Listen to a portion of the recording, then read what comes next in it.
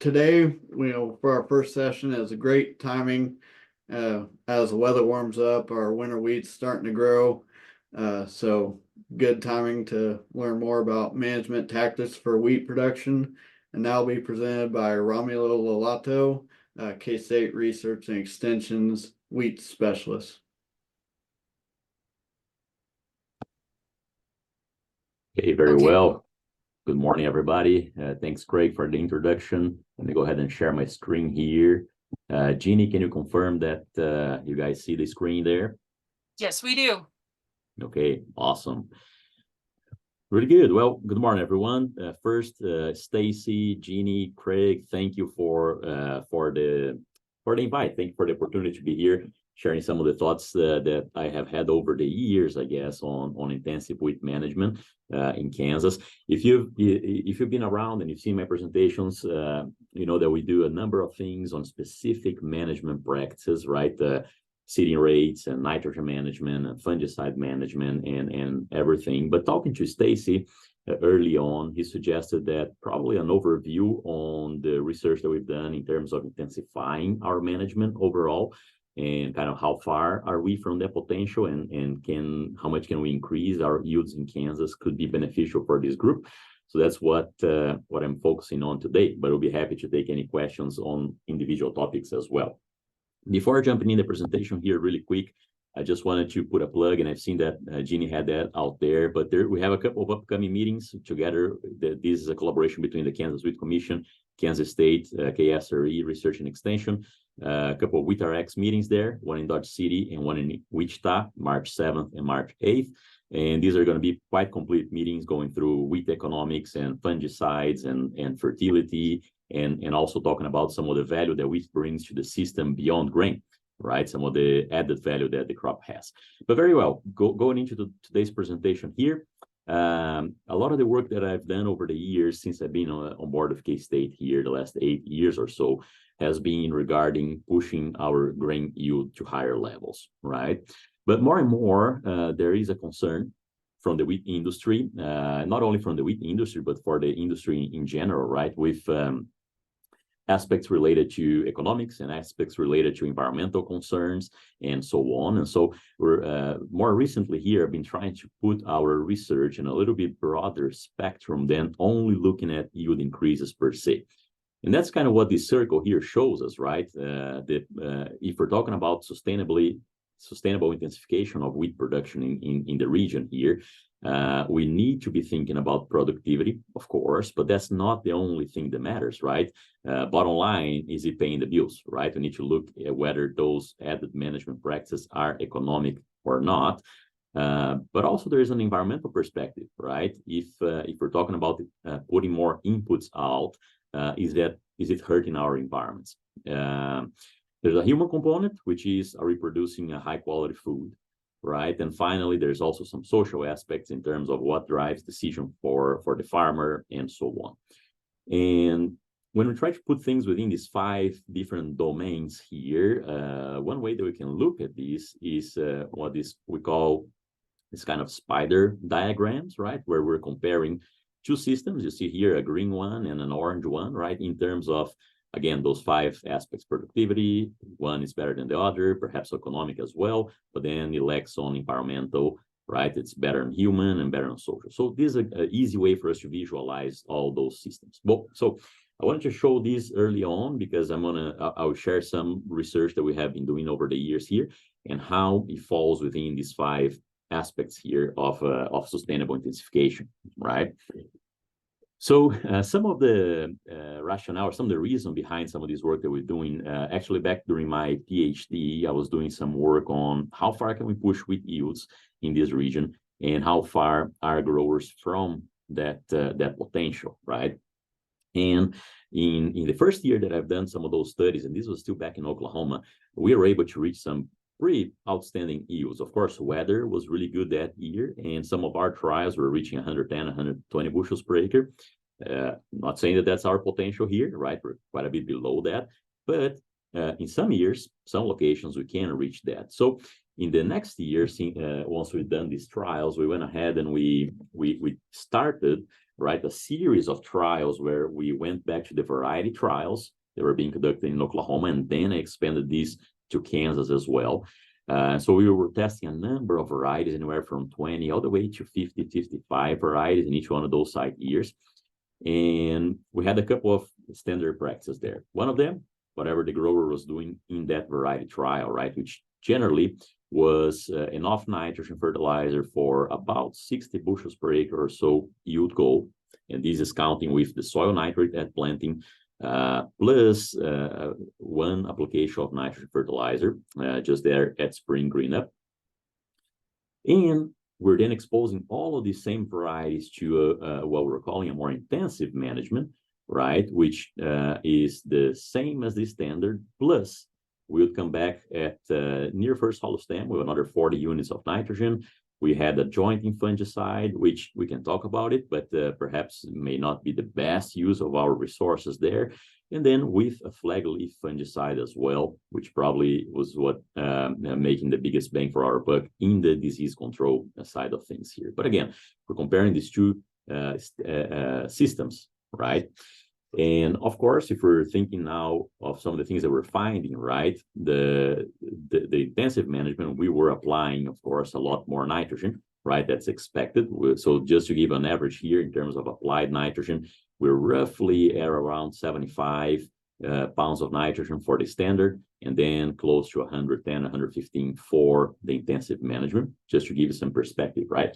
But in all these sites, we measured soil nitrate at sowing, and that this is the amount of total nitrogen available in season for the crop, right? With whatever was there at sowing, plus what we applied. The same difference of 40 as expected, right? But again, we have close to 170 units or so, 180 units, a total available between what's there at sowing in the standard, plus 40 units from there in our intensive. So quite a bit of nitrogen available, and we're going to look in some aspects here on nitrogen use efficiency and so on. Since we started this trial back in 2014, we've done this in a total of 21 environments, in the combination of years and locations, right? And this is how much water was available in each one of those environments, right? Precipitation in blue and water available at sowing in yellow there.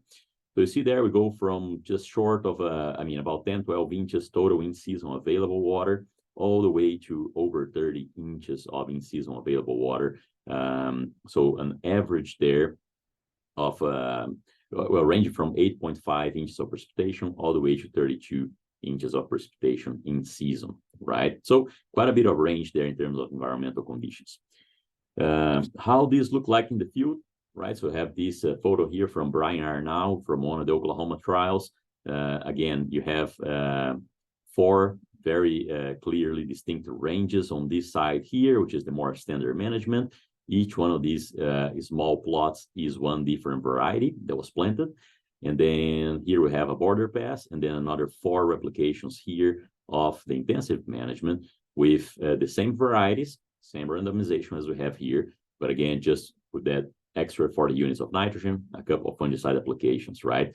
This was for 2014, 2015. If you look at the next year as well, 2015, 2016, right? Very clear differences there. And one thing that calls our attention, of course, is the difference in color that we see in the bottom here in the standard management, right? A lot of these varieties just losing a lot of their leaf area early on because of, in this season here, was quite a bit of stripe rust. Whereas in the intensive management, the color was much more uniform, much darker green. Of course, we're protecting the canopy with fungicide, we're giving it more nitrogen as well. But we also see some lodging, right? See here some varieties where we can very clearly see lodging that is happening. And so, again, perhaps it's not a system that is feasible for all varieties that we have out there. You have some similar image from Kansas here, but now looking at the NDVI, right, of in yellow here, the standard management with a lot more variability in the NDVI versus the intensive management up in purple with much less variability in that NDVI. And zooming in some of these photos, right, we have here open canopy variety. I believe this was CanMark at the time, that we can really see under standard management, again, with less nitrogen, we can really see not as much canopy development out there, whereas with intensive management, a lot more heads and much more canopy development. And in some seasons, we have had up to this level of stripe rust infestation. This is actually near Ellsworth here in 2016, when there was quite a bit of just an epidemic of stripe rust. But it kind of gives you an idea of the type of response that we're going to see if we're going to protect the canopy against these levels of stripe rust. But again, we have seasons ranging from 10 to over 30 inches of precipitation, right? And so a lot of different environmental conditions out there.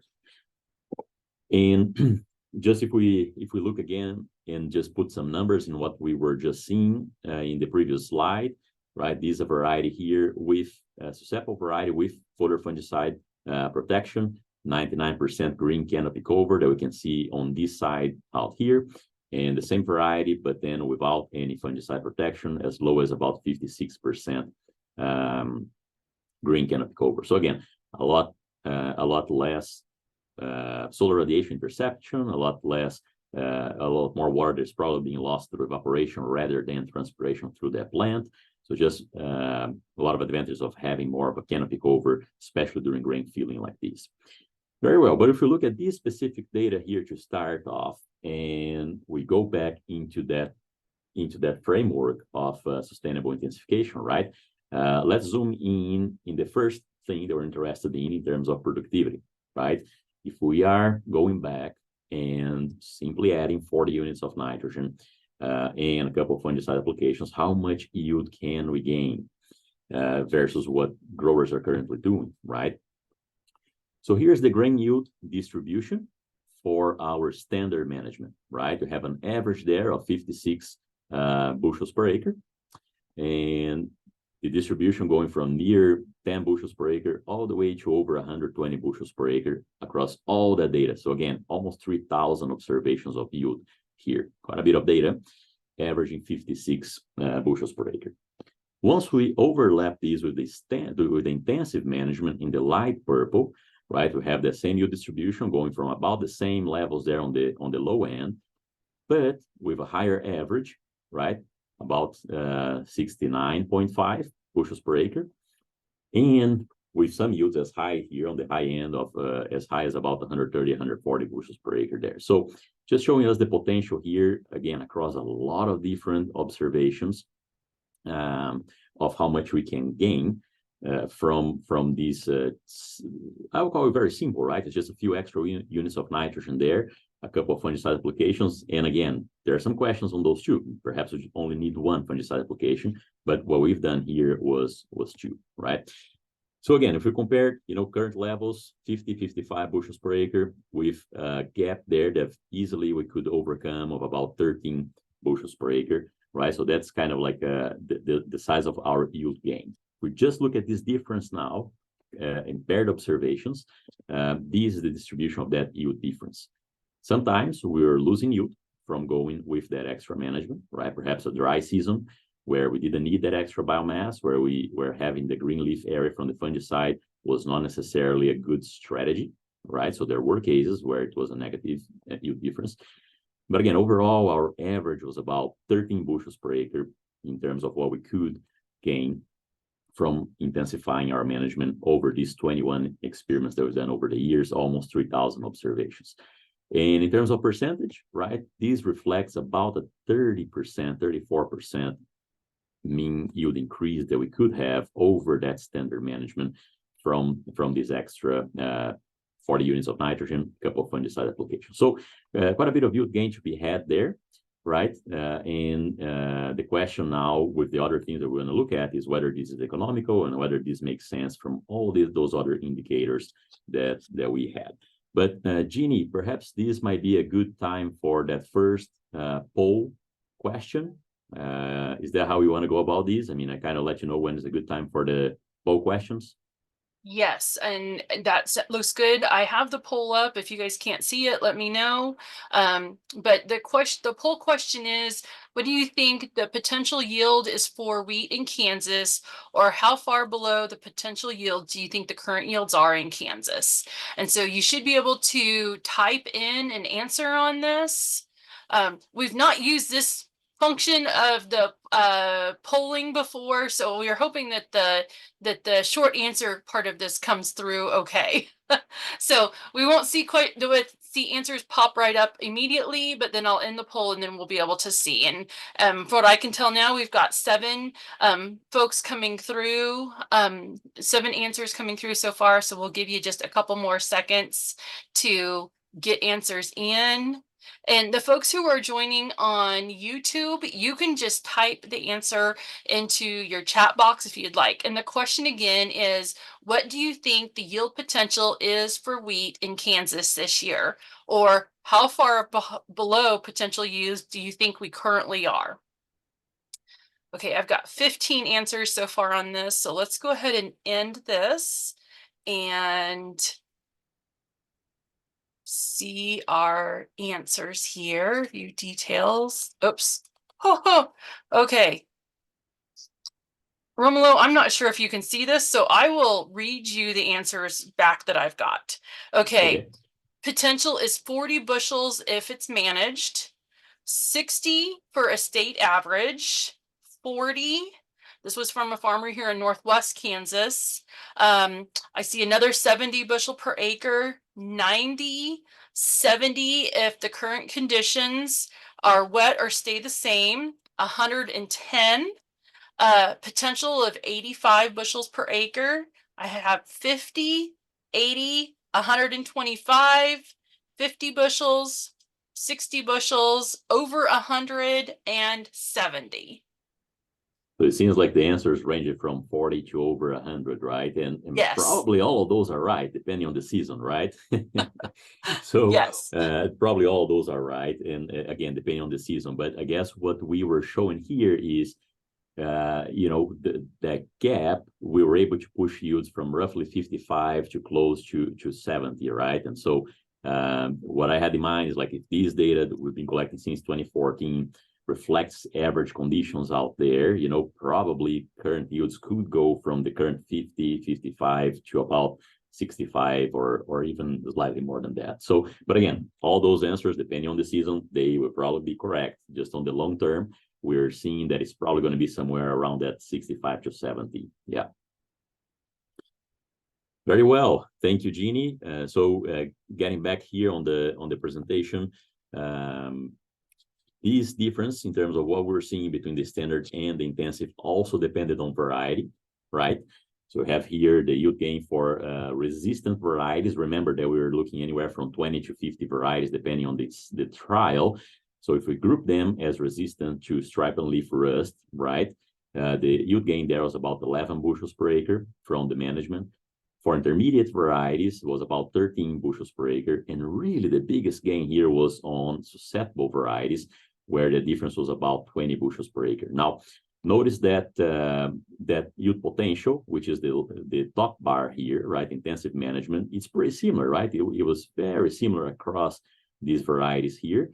Whether when we're not managing it, that's when we're seeing a biggest drag. So the message here is that if we're selecting a wheat variety and we're not planning to manage at least with a foliar fungicide, your loss can be quite large. And so that's where we need to be aware of. It's more important to select that variety, a good disease resistance package, of course, especially if you're not managing with foliar fungicides. I want to skip a few slides here, and we talked about the productivity side of things, right? So now the next question that comes up is, okay, are we producing a high quality grain, right? And that's on the human side. And I think that there's some issues here that growers may be able to get paid for protein, depending on the market, right? And that's kind of what we want to explore. If we are producing more, is that hurting our quality? Or can we capitalize on some of these markets that may emerge in some years?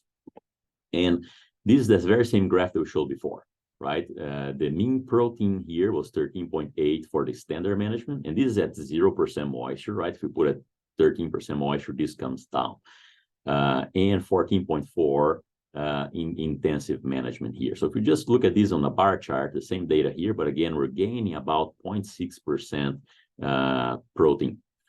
So we're gaining yield, 13 bushels per acre, and we're bringing more protein as well, on average, almost half a point more in this case out here, right? And so the holy grail, right, of high yield and high protein, it kind of takes management, right? I mean, we need to manage the crop, but we can kind of achieve both simultaneously there.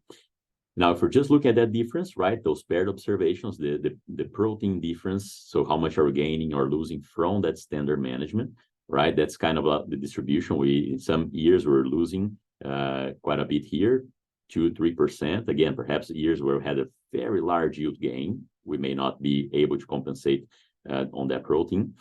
But most years we're gaining about 0.6% and as much as 2 or 3% gain as well. Now, what is interesting here is that if we look at that dilution that we are used to seeing, right, the higher the grain yield we had, the lower the protein. That was true for this data set as well. In fact, we were reducing 0.05% protein for every bushel increase in grain yield. But this is just the standard data, right? And it's just one line across all environments there. But if we put the intensive data, what we see here is that red line, we also see that dilution, right? It's always going down with higher yield, but it's at a higher level, right? It's probably at that 0.6% higher level out there, depending on environment, depending on many things. But across all the data, if we just give a big snapshot, that yes, within one management practice, the more yield we have, the lower the protein. However, with that more intensive, we were able to bring protein up. Now let's look at one thing here, how much we're gaining in yield and how much we're gaining or losing in protein, right? And that's what we're looking in this chart here. In the bottom, you have the yield gain or loss from that using the intensive management versus the standard. And here's in the left is the protein gain. So if we are top of this horizontal line, we're gaining protein. If we are to the right-hand side of this vertical line, we're gaining yield. So overall, there was a 75% probability that we were gaining protein from going with this higher management. And there was also about an 85% chance that we were gaining yield, right? So in this quadrant up here, the majority of the points are there. And so that's where we're kind of gaining both yield and protein at the same time. Now, it's not to say that sometimes we will lose yield and lose protein. That happened in the data set as well, depending on environmental conditions.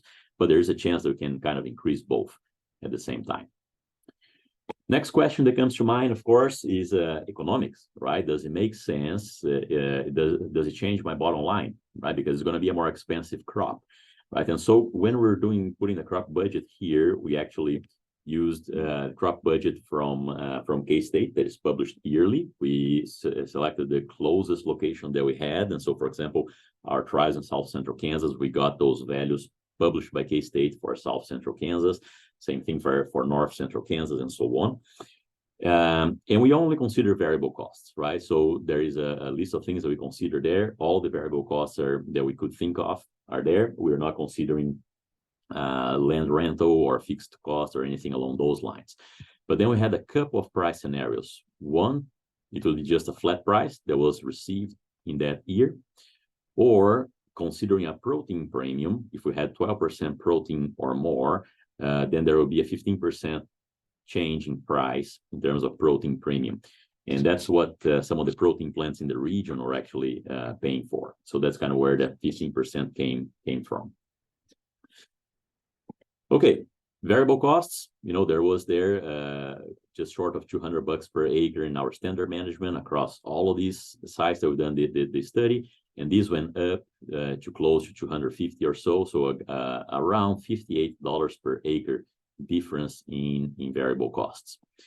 And again, using each price in each year, as well as the price of the grain in each year, right? We look at the profit. And so based on a 13 bushel per acre yield increase, right? We had a 7% more profit across, again, across all these trials that we've done.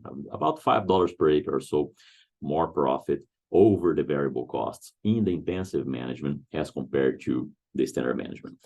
And of course, once you break this down by variety, right, we talked about this kind of reflects yield as well, right? Our worst profit scenario was in susceptible varieties when we're not managing them, right? And then if we're managing, right? Either the resistant, intermediate, and even the susceptible, we're able to actually bring our profits up, especially a resistant variety and the low management side. Right. So again, different opportunities to get to that high profit, whether it is, you know, managing a susceptible variety or having a resistant variety and they're a little bit lower management, the profit turned out to be pretty similar. Now, if we consider a scenario where we can have protein premiums, right, that's then it looks a little bit different here, right? Actually, we spread our profit there from those original $5 per acre up to about $17 per acre or so, or 17% more profit in that intensive management compared to the standard one. And considering protein premium, and we break this down by variety, again, the loser there was a susceptible variety under a very standard management. But then if we have that protein premium, then the resistant variety under low management is not as attractive as it was without the protein premium, simply because once we're giving the management, we're also increasing protein, right? And so again, there is a protein premium. That's kind of when we're more likely to see perhaps a premium there or higher profit from that intensive management. But across the Romulo, board, I do have one question that came in yes, on price before you move on from price. yes. What price per bushel grain for the fungicide treatment? Do you have any information on using fungicides? That's a really good question. And Sandra, in the exercise that we've done, remember that we have data back to 2014 until nowadays. We went back and we used each year's crop budget, right? So if in that year the cost for fungicide was $5 an acre, you know, that's kind of what we used. If in that year it was $12 an acre, that's what we used. I don't have that price in terms of bushels per acre on top of my head for the fungicide alone, because here we're kind of putting it all together there. But that's something that I could get back to the person who would like that information and share that data. Again, here we used year-specific prices, right? So I didn't get a moving average or anything like that. I just used, okay, if the trial was done in 2016, how were the prices for grain and for inputs in 2016 based on K-State crop budgets? Yeah, Okay, but so I can back. get that name. I'll get that name and information to, and you can get back to the producer. Yeah, excellent. I'll be happy to do that. And then finally here, folks, we talk about economics, right? But there's also a push, right, in the industry for look more and more in environmental issues, right? I mean, we're putting out more nitrogen. How bad is that for the environment, right? And so here, it might seem a little bit far-fetched, but the way it can affect you as a grower or even a crop consultant here is sooner or later, you know, there will be some type of certification issue ongoing on the industry. There are already programs, right, that in the end they might want to put a stamp on the crop and say, here, this bread was produced using, you know, environmentally friendly practice or something along those lines. And what we're trying to do is get ahead of that, right? We're trying to develop enough information so we are ahead of that, and that's what we're doing here, right? And so from the environmental side, we looked at a number of different things here, some of them related to water. So water use efficiency of the crop in terms of bushels of grain produced per inch of water available, and also related to nitrogen, right? There's a lot of other things too in terms of pesticides and things like these that we looked at, but I'm not showing it here today.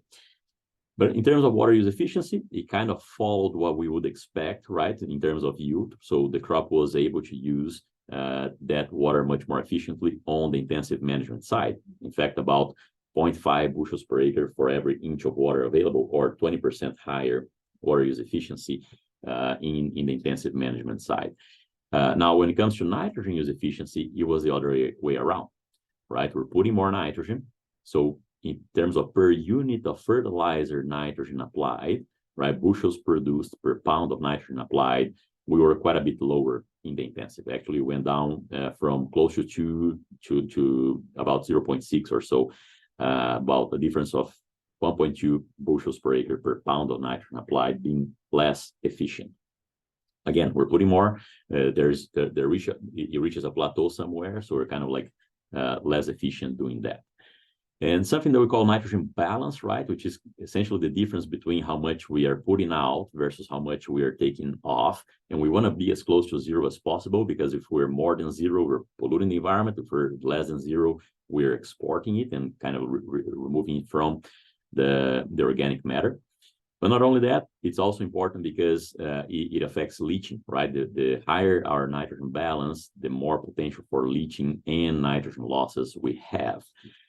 So we want to be close to zero, right? We want to avoid being much negative and avoid being much positive too. And turns out that as growers are doing now, we're kind of on the negative, meaning that we're probably exporting more nitrogen than we are putting out. So we can reduce organic matter on the long run.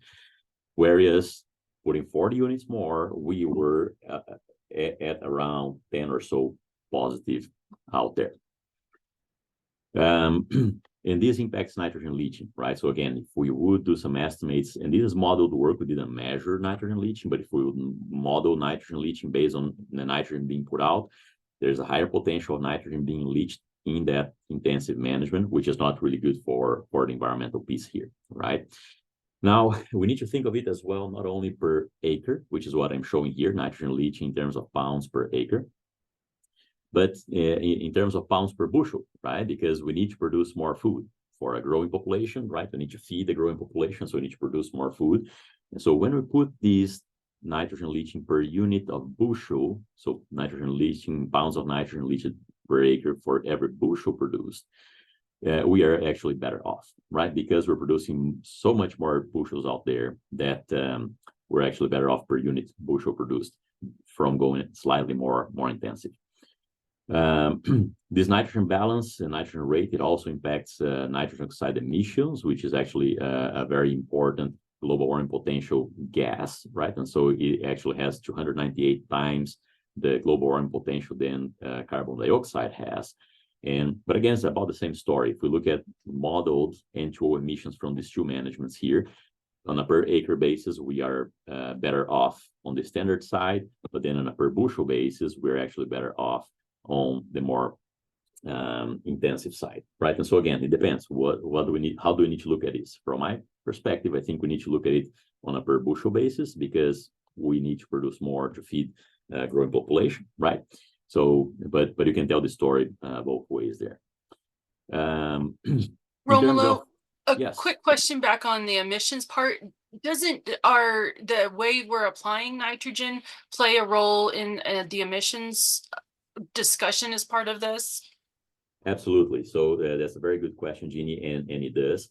What we did here was a very simple modeling exercise just based on nitrogen rate, which is kind of what is accepted out there, because we didn't measure this. But there are ways to be more efficient with that nitrogen, whether it is, the source that we're using with some inhibitors out there, or whether it is the timing that you're putting it out exactly when the crop is really increasing its demand. And rate, of course, right? Rate will be the biggest driver, but there are opportunities to improve this, Jeannie, with source and timing of the nitrogen that we're putting out as well. The closer we can put out to when the crop actually needs it out in the spring, typically the more efficient we're able to. And be on the lookout for weather conditions as well, right? If we can put out and have some rain to incorporate into the root zone there, also makes a huge difference as well. So yes, there are opportunities here. Again, all of these trials, we used urea broadcast, right? So that's kind of why we kept a single constant factor across all the calculations here. And finally, we also did some global warming potential, right? And so for these, we do a very kind of like a complicated approach that they call life cycle assessment. And essentially, for every single time that the grower would have gone over the field here, we would count with what footprint had the product that is being put out, right? Manufacturing, transportation, and packaging of that input, right? And you can see here a list of the things that we're considering, but essentially for every single application, every single time that the grower would have been in that field, we accounted for that. And then we had that difference between both approaches, right? And the difference being more nitrogen, which contributes for the leaching part and also for the N2O emissions, right? But also a couple more trips for the fungicide application. And Same story here, folks. Per acre, right? We are in better off if we're doing that standard management with less input. We have less nitrogen out there. We have fewer trips on the field, so less diesel consumption as well. Well, per acre, we're better off on the standard. If we are considering per bushel, right, it changes things. We're actually, because we're producing so many more bushels per acre there with the intensive, it alleviates in a per bushel basis how much global warming potential each bushel of wheat produced in these trials were showing. So if we look at that spider chart, right, that I showed before, and in orange here, we have the intensive management, and in blue, we have the standard, right? And we would think, try to summarize things here. Again, we were better off in terms of yield and protein, water use efficiency as well. But then we were worse off in terms of nitrogen use efficiency. We're worse in terms of nitrogen balance as well, in terms of nitrogen leaching. But then again, all those environmental aspects, when we look at that per bushel, we were better off from going slightly more intensive than what current practices were. Not in a per acre, but in a per bushel basis. So this wraps up this first project that I wanted to share with you guys here. I will switch gears for the second project that I'll cover in this presentation. I like to call this project the wheat we grow versus the wheat we could grow. Essentially, what are we doing now versus what we could be doing differently, right? So about the same line of thought in the previous project, but the difference here is that we're trying to learn from what growers were doing around the state and replicate that. So essentially, we did a survey there from 2016, 17, and 18 of management practices adopted in commercial wheat fields around Kansas, right? So you can see here variety, row spacing, seed treatment, and population, and all the way to the other side in terms of nitrogen management, micronutrients, fungicides, and so on. And we collected these from about 700 fields across the state, as you can see from in this map here. Now, we went there and we grouped these fields into low-yielding fields, average-yielding fields, high-yielding fields, and just the top-yielding fields. And we created management practices to replicate what growers were doing right then and there. And we established that in replicated trials across the state. So here's a map of the trials where we've done that study. You can see there we did about, in collaboration with Lucas Haag out there and John Holman in Southwest, we've done this trial in about 24 environments so far, 2 years, and about 12 environments per year there. In blue here we have Central Kansas trials, and in red, the Western Kansas trials. And again, essentially what we've done is we gathered that on-farm survey, we replicated the 20% lowest yielding fields, the average, the highest 20%, and just the top notch, just the highest 5%. And we replicated those practices across different varieties, right? So Zen and WB 4269 in Central Kansas, KS Dallas and WB Grainfield in Western Kansas. And these are some of the things that we were changing, right? So what were growers changing in their management that we replicated here? And what goes beyond what we talked about, because so far we talked about nitrogen and fungicide, right? But what goes beyond that? So here we saw some differences in seeding rate. And keep in mind that all trials in Central Kansas were planted no-till after a previous soybean crop. So kind of on the late side, we see quite a bit of increase in seeding rate there as we went from low to top. And in Western Kansas, we were planting all trials after a fallow ground, so on milo stalks. Also some differences there in population. Nitrogen for the yield goal that they were applying, right, was increasing as well. There was increasing in-furrow phosphorus rates, presence of sulfur fertilizer, presence of chloride fertilizer, seed treatment, whether the nitrogen, Jeannie, you just asked about application, right, or whether the nitrogen was split applied or not, whether there was one fungicide application on a flag leaf, whether there was another one at jointing, and also some of those micronutrients. So these are many of the practices that were being talked about or changed between those cohorts of low yielding fields, average, high, or top yielding fields. And so in this trial, we're not able to say which practices are impacting the yields and how they are impacting, because we're using them as packages, right? We're evaluating them as packages, but we do have trials looking at each of these practices individually. And Jeannie, I think that we could do the second poll now, right? At this time, and I will take this slide off because it's kind of like a cheating sheet there. But perhaps you want to do the second poll there. Yes, here we go. It is launching. Okay, the second poll. So our second poll question is, beyond nitrogen and fungicide, mostly discussed in this presentation, what practices should growers be focusing on for increasing their yields? So I'll repeat that again, guys. This should pop up for you to be able to type an answer into this. Beyond nitrogen and fungicides, what practices should growers be focusing on to increase their yields? And I've got a few answers coming in here, Romulo, so we'll give them just a few seconds to type quickly in. If you are on YouTube, you can go ahead and type your answer into the comments box on that. Okay, we've got just a few more coming in here. And I think, Romulo, I figured out how to share the results instead of me reading them to you. So sorry about that last time. That's all right. No worries. Okay. All right. We'll go ahead and end our poll here. Okay. Now, share results. Can you see them? I cannot, so I don't know if you can. No, I cannot either. Just say that I did not Okay. answer the question. So Give me just a sec here and let me pop this up and I will read what I've got to you. Okay, so question or answers that I've got here.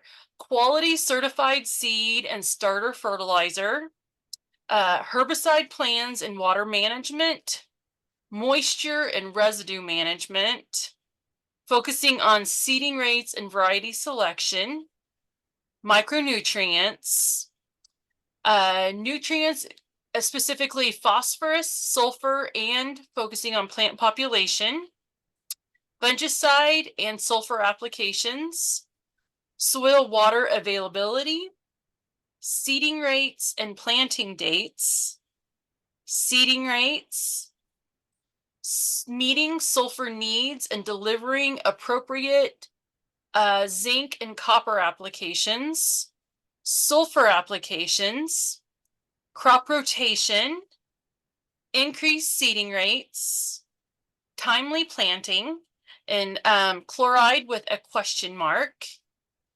lime, micronutrients and macronutrients, and nitrogen. So quite a bit of discussion about different fertility programs, a lot of discussion on seeding rates, and let's see, and water management, and good quality seed. yeah, that's and I guess that's another question that all of the above, right? Yes, all of those yes. things that were discussed here, they are important management practices that growers should be on the lookout for. And within the context of the survey that we've done, and I'll go back here, right? We were looking at fixed rotations because it was such an important part of the yield driving factor in our survey, whether the crop was planted after soybeans in central Kansas or after a previous wheat crop, right?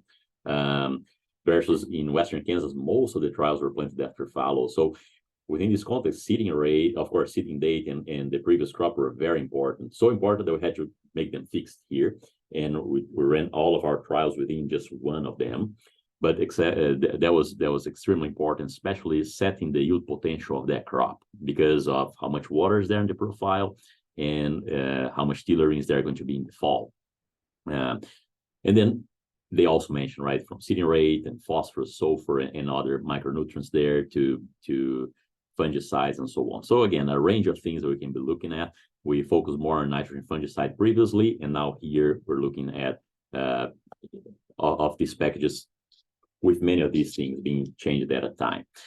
And this is just one example of how things looked like in the fall, right? On a like in the average field versus in a high yielding field, and how it progresses through the season here as well, right? In the left-hand side here, more of our average management versus the high management towards the right. And if we look at just a drone photo that we took just before harvest, we have here low management, the two varieties that we had, then the average management, these next two plots here with our two varieties out there, high management, and then the top management. And you just can see how many more heads and how much more biomass we have here as compared to as we go down and lower in management. Very well. Let's quickly take a look at the results from this trial here, right? We have grain yield, and these are the Central Kansas trials, right? And we see there in our low management from less than about 40 bushels per acre going to close to 50 or so, and then going to north of 60 there, and then leveling up. So we saw pretty good increases in our grain yield all the way to the high level, but really adding those micronutrients and an extra fungicide and things like this didn't necessarily reflect in an increase in our grain yield consistently. There were differences between varieties, with essentially the variety that had higher protein yielding slightly less than the one that had lower protein between the two.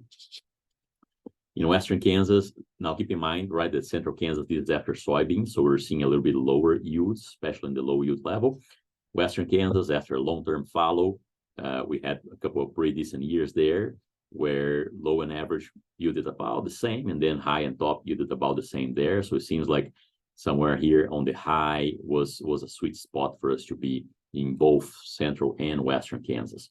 And again, the higher grain yields that we're seeing in Western Kansas here were because we're going after a long-term fallow on milo stalks versus soybean late planted in Central Kansas. When we look at yield and protein together, right? Romulo, I had a quick question here that came in. Yes. What % of farmers in the survey were using a starter fertilizer? So I don't know if you had that documented or not. We do have that documented. I'll have to look back. I don't have that on top of my head, but we do have that documented. It's something that we looked at in terms of % of farmers using starter fertilizer. We have that. I don't have it on top of my head right now, Sandra. Okay, yep, I'll get you that so you can get that back to this producer. Excellent. Yeah, I'd be happy to do that. Then again, for both Central and Western Kansas, we had that same situation where protein decreased with increased yields. But as we went higher in management, it's the different lines that we see here, right? From low to our average. We still had that decrease across yield, but we're decreasing at a higher protein level, right? And here again, as we go to the high and to the top. So again, we're able to increase yield and protein kind of at the same time.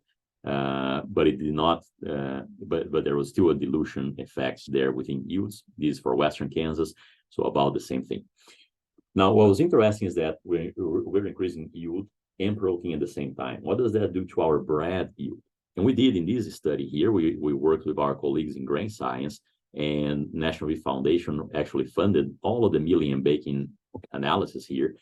And we, across all of these data, we were able to increase our bread yield as well. Actually, the more protein we produce, so this is like think about a protein yield as grain yield times the protein % of that grain. So the more protein yield we had, the largest bread yield that we had as well. Another thing that was interesting here was carbon being returned to the soil, right? So as you guys know, wheat can return quite a bit of residue there to the soil. Here it is in pounds per acre in terms of residue being returned to the soil, right? Anywhere from 4,000 all the way to north of 6,000 pounds of residue being returned. And you see these in terms of weed control. You see these in terms of moisture management for your corn crop later on, and so on, right? But we're putting numbers to these, and so there was an advantage of managing more intensively just in terms of amount of residue being returned, both in Central Kansas and in Western Kansas out there as well. Now, briefly here, if we would look at, again, global warming potential, again, we did that same study, right? And we break down diesel pesticides and so on. Here, we're just considering what goes on at the farm, right? From low to average and average to high and so on. We're kind of increasing our global warming potential out there. But if we consider that the wheat can actually act as a carbon sink, and this yellow here is the potential carbon sequestration that we have from the residue going back, right? In the wheat phase of that rotation, it can actually act as a carbon sink. And this, although we were doing some modeling studies here, this actually is kind of supported by a lot of data being collected in the region as well. So this was interesting for us to find. And I guess we're just 5 minutes away here from wrapping up. But again, this goes into some of those questions of the benefits for wheat that go beyond the grain, right? And so, for example, we talked about the residue return to the soil. What's that doing? Well, that's helping us with weed control later on. That's also helping us with the moisture management for the corn crop. If we do some modeling and consider that residue being incorporated or on the long run, potentially adding to carbon sequestration of the system as well, right? So many of those benefits that wheat has to the cropping system out there, including, it's the first crop that is out there in the spring. So it almost acts as a nursery for a lot of beneficial insects to increase their population and then go to summer crops. So just a number of different benefits that we can bring to the cropping system, some of the things that we're trying to measure in this study here as well.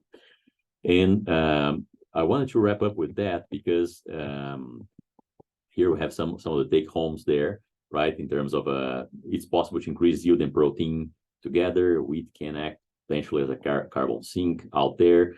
Some huge opportunities for us to increase both our economic value there as well from growing more wheat, as long as we are efficient with our inputs, right?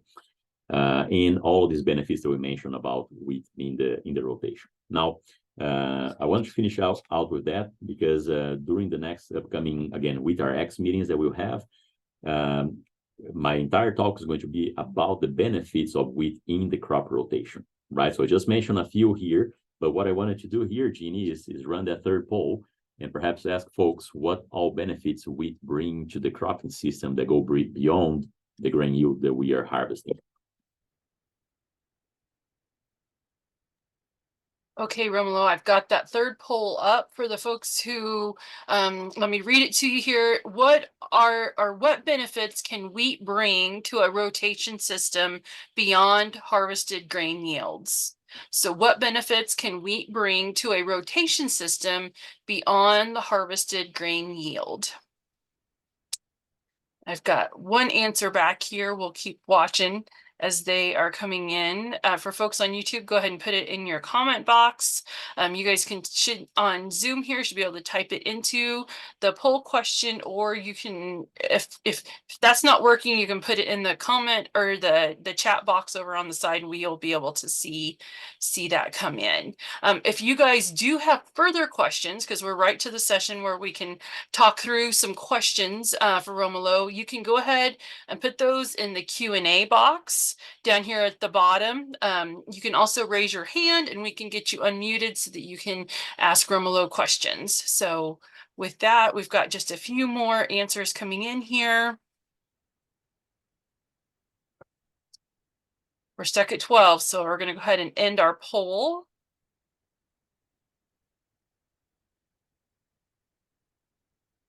I click share results and I got a note in here that sends someone that they can see their answer, but no one else's. So let me read those answers to you. Okay.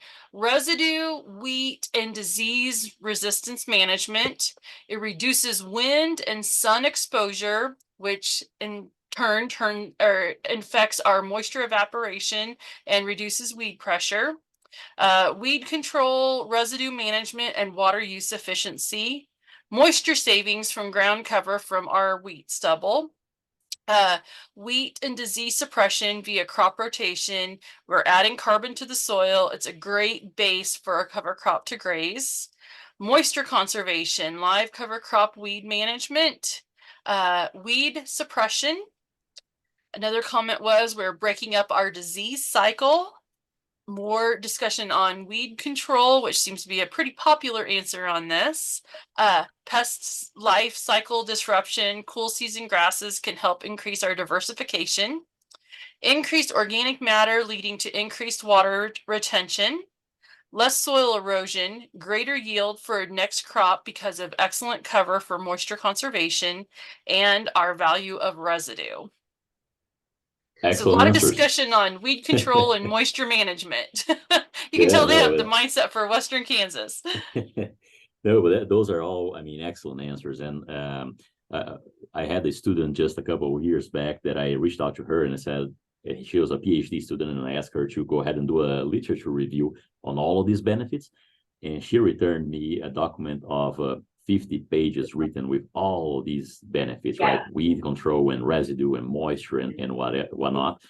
So that's coming out. We're actually putting a number of extension publications on that should be out in the spring about individual benefits of wheat in the rotation like that. So yeah, all of the above again, excellent answers there.